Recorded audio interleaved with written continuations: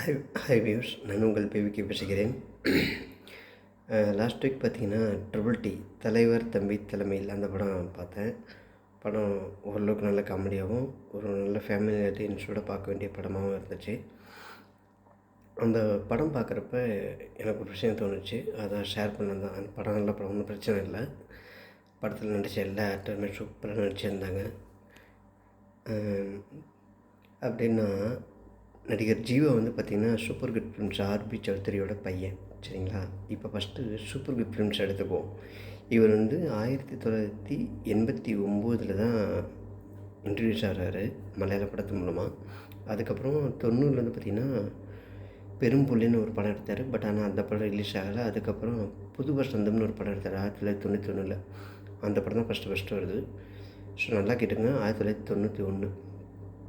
அப்போல்லாம் இளையராஜா பீக்கில் தான் இருக்கார்.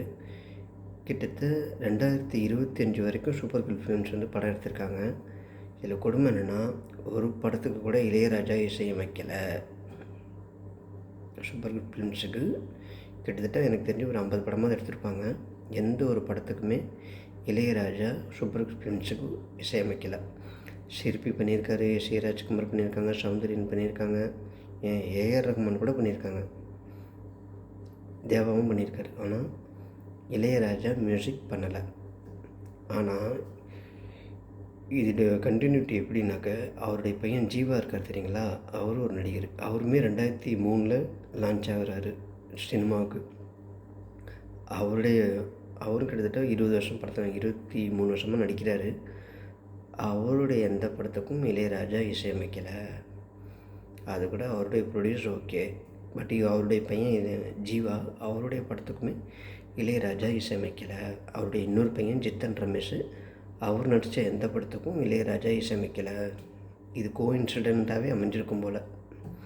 இதை நான் எப்படி கண்டுபிடிச்சேன் அப்படின்னாக்கா, ட்ரிபிள் டி அந்த படம் பார்க்குறப்ப படம் ஓப்பனிங்கில் பார்த்திங்கன்னா வருஷம் இல்லாமல் வசந்தம் படத்தோட பாட்டு ஓடும். அது சூப்பர் குட் ஃபிலிம்ஸோட பேனர் படங்கிறதுனால அந்த பாட்டு ஓடும்.